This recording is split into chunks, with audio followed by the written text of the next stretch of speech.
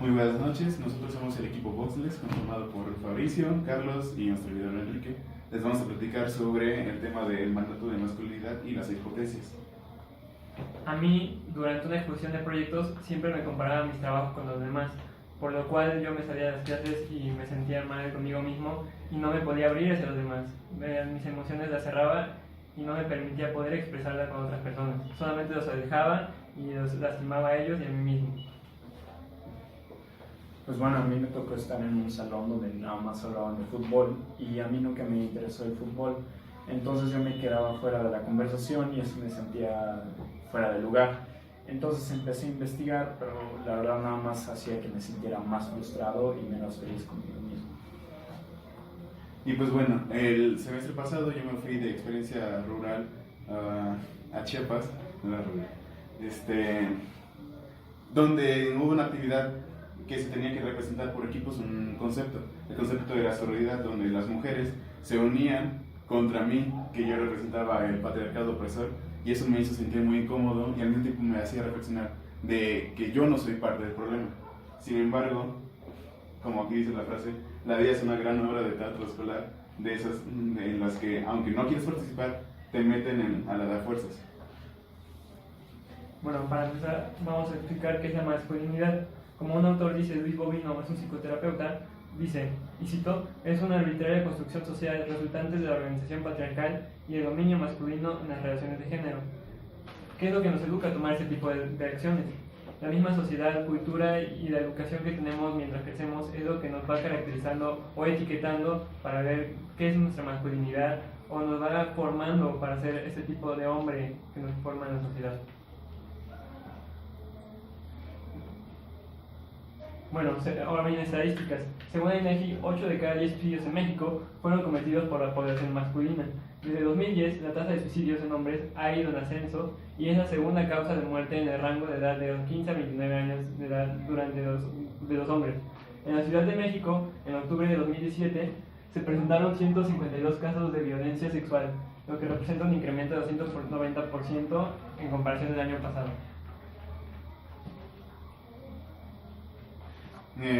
Para fomentar todavía nuestra investigación, fuimos con el experto Juan Vicente, psicólogo, experto en género, y nos contó varias cosas, empezando por mencionarnos la existencia de Rita Segato y cómo ella, siendo feminista y antropóloga argentina, dice que y sustenta que los hombres son los que han sufrido más en la historia, que el mandato de masculinidad exige control a todo momento y por lo cual hace que cada uno de nosotros sea más frágiles, y que eso se retomará después, el mandato de masculinidad nos quita un espejo que hace que nos vea interiormente.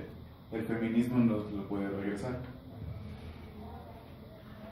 Después de esto nos adentramos con los usuarios, se idearon algunas actividades para ir con ellos. Antes, pues bueno, nosotros partimos de nuestra matriz el usuario real, que es el usuario que ahorita muchas personas son, y el real, que es el ideal, que es el usuario al que nosotros queremos llegar.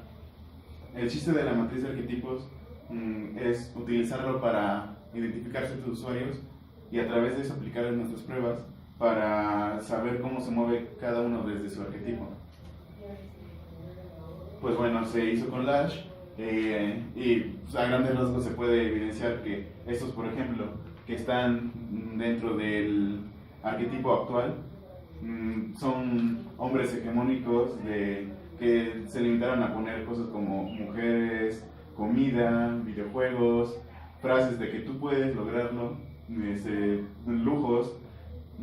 Por ejemplo, que fue el ideal a donde queremos alcanzar, mencionaba cosas como, pues los niños son los que saben más ser hombres, un hombre es como un lienzo en blanco donde constantemente se puede ir reconstruyendo, y entre otras cosas como disfrutar de la vida, es absurdo, que también fue algo interesante.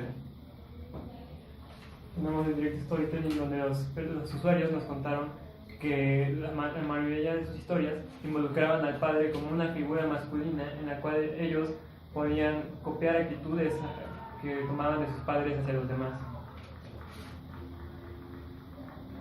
Y pues bueno, tenemos también el card sorting, que esto caía de repente en una área ética y moral donde uno no sabía en dónde poner cierta actividad. Por ejemplo, que los hombres estuvieran jugando con muñecas, querían ponerlo en la parte que deberían de hacer más, sin embargo no se estaban decidiendo, no lo veían como algo conciso. También se recalcaban cosas como muchos hombres ponían que ser militar se debería seguir sosteniendo, y hay algunas cosas como el acoso callejero que sí se sigue normalizando. Hay ejemplos de esto en varios. Durante personas encontramos que los usuarios se les complicaba o era como un extraño que un hombre diera como aspectos positivos a una persona, o sea, que se creara un hombre ideal. Era difícil que un hombre pudiera, porque se sentía que como ellos son hombres, sienten como halago hacia ellos, hacia las mujeres, perdón, y por lo tanto hacen que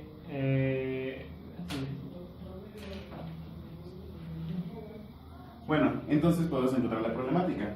A los hombres no se nos educa para ser responsables de nosotros y de nuestro autoconocimiento. Aquí rescato lo que decía Rita Segato, que lo menciona también en unas pláticas, sobre que el espejo es un instrumento femenino en el cual me permita ver a mí mis propias... Es un reflejo que me ayuda a reconstruirme. Entonces, sobre esto, el hecho de que ni siquiera se haya mencionado que estos hombres sufren, aunque claramente son como copias del uno del otro, ya refleja cierta dolencia. Y sobre eso diseñamos nuestros principios de diseño. Esto nos sirve para que el usuario identifique de qué forma se está hiriendo.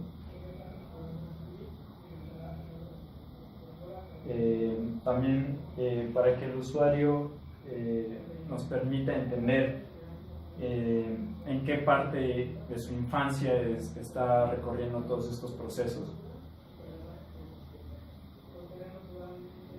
y que se haga responsable de sus acciones y que sea consciente de cómo está afectando a las otras personas. Diseñar para la tolerancia a la frustración, donde el hombre acepta que la culpa puede venir no solamente de él, sino de lo que le rodea.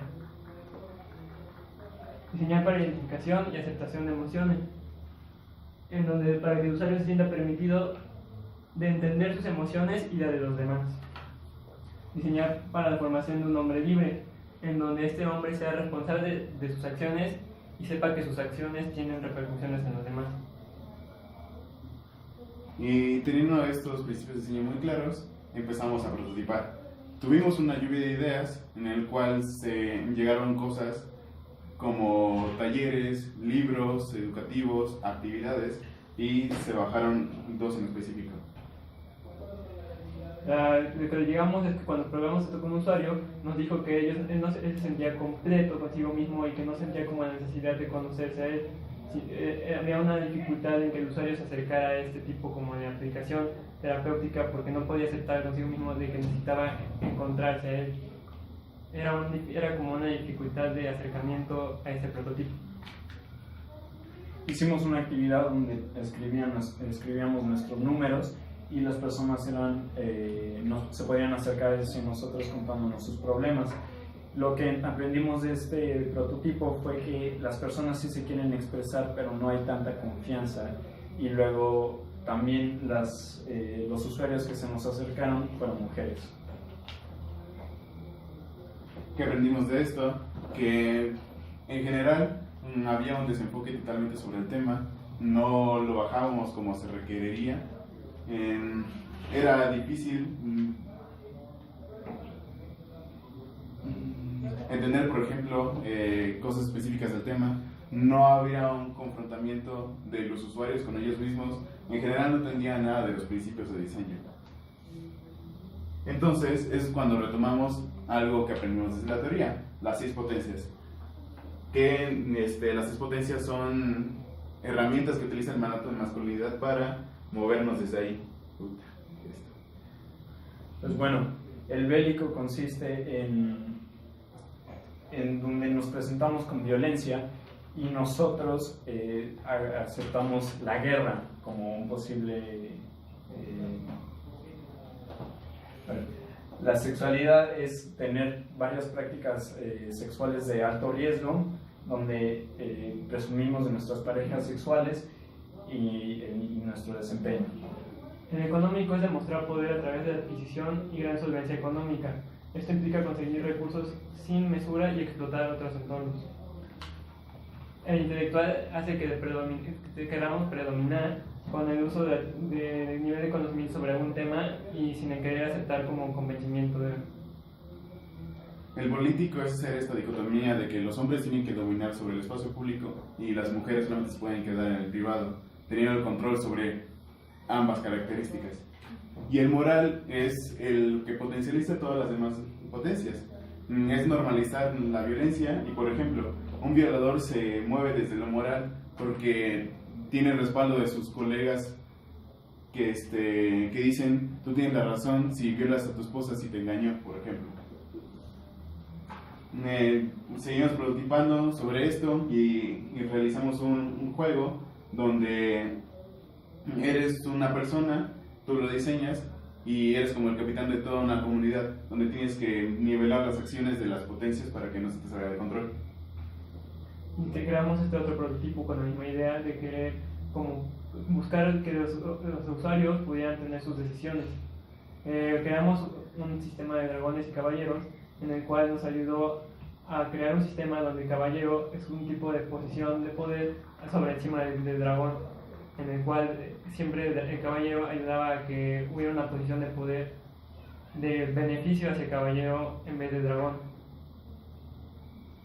Y bueno, ¿por qué un juego? Nosotros quisimos ir hacia la infancia, porque desde que somos niños nosotros aprendemos mejor jugando y varios de nuestros usuarios decían que seguían jugando. Entonces es esta parte del acercamiento desde un modo interactivo para que nos podamos expresar. Se diseñaron los personajes, donde cada uno tenía su historia. Como ya se contó, se quedaron los dragones, donde él es el bélico, y cada dragón de hecho tiene su propia carencia. Él, por ejemplo, ha sufrido violencia y entonces solamente sabe resolver los problemas con violencia. Eso se vería en el juego. En general, todos tienen una característica con eso. Él es el sexual, él es el económico, el político, el intelectual y el moral. Y aquí hay un tráiler.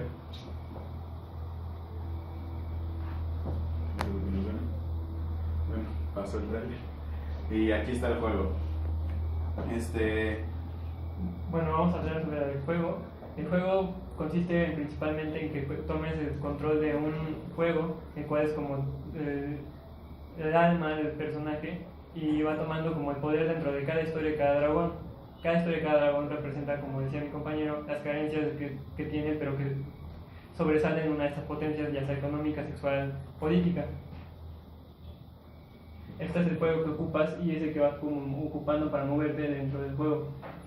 En nuestro juego están dos opciones que son de diálogo, en el cual se refuerza como ese sentimiento de saber si qué decidir enfrente de una situación pues, dura o difícil para tu personaje, en donde el caballero siempre está como queriendo hacer algo malo o algo bueno en beneficio del mismo. Que hay diferentes personajes que puedes afectar tú con tus decisiones o con tus potencias y que podría llegar a darte un final diferente dentro del juego, uno bueno o uno malo.